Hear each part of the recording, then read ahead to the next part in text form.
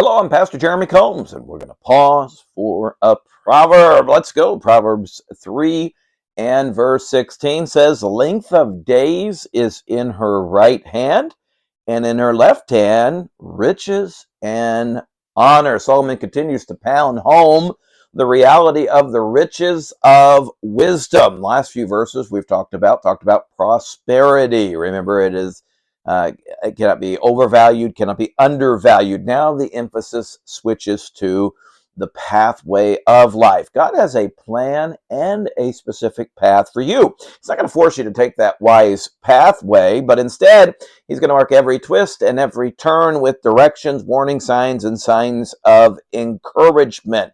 You think about a road trip where it just seems like you're going on and on and on, and then you see finally that first sign that has the destination of the city. Now, it may still be like 131 miles away, but you see it. Or better yet, you are coming to the conclusion and you see your city name and it says next exit. This is what God does for us. God encourages us on the pathway of wisdom by giving us two promises here in this verse: length of days, that would be a quantity of life, and also riches and honor, which would be a quality of life. Now, wisdom guarantees us a full life. It doesn't necessarily guarantee us a long, lengthy life. Well, again, that's thinking in man's way of thinking. We all have a purpose in life, and no better fullness and quantity of life can we have than to fulfill all that God has for us. But we find that God promises in that quantity to give us a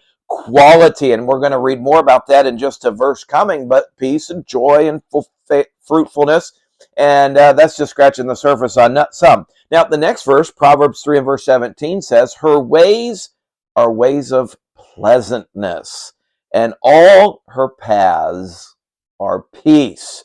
One of the most difficult challenges in life are those interpersonal relationships. As soon as you breathe your first breath in this world, relationship begins. We all have them. We have parent relationships, sibling relationships, schoolmate relationships, fellow workers, spouses, children, and on we can go. But by far, the greatest relationship we were intended to have is a relationship with God. So do a quick test of yourself today. Label each relationship on a scale from 1 to 10. 1, terrible. 10, couldn't be better. Well, I think an honest assessment would probably at least put even the best of relationships in an 8, 7, 8, 9 category, because there's always room for improvement. You say, how can I make that improvement? Well, right here, Solomon tells us wisdom. Wisdom does it. He promises us pleasantness. This means that we can be agreeable with others, and also can bring delight. Now, here's a question for you. Do people consider you to be delightful? Well, do they consider you to be agreeable? And even when you have those moments where you don't see eye to eye, can you agree to disagree? Wisdom also brings peace. Obviously, peace means that in Hebrew, safe, friendly. Well, are you considered friendly? A man that has friends must show himself friendly. And so wise interpersonal relationships begin right here in the book of Proverbs, and with wisdom. One more verse, and we'll be done, and that is verse 18.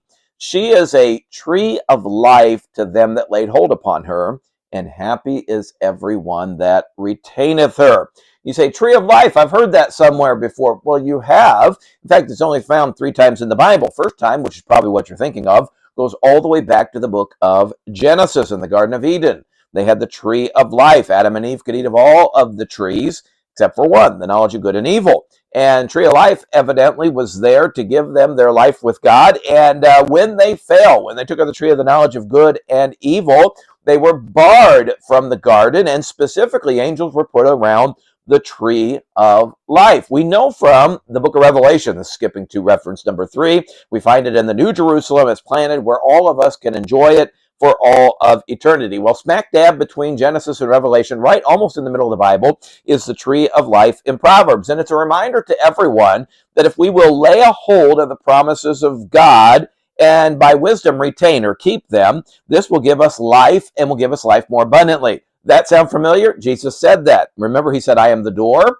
And if you will enter in, you can have life and you can have it more abundantly. So today, wisdom offers us so much. Will you take it? See you next time.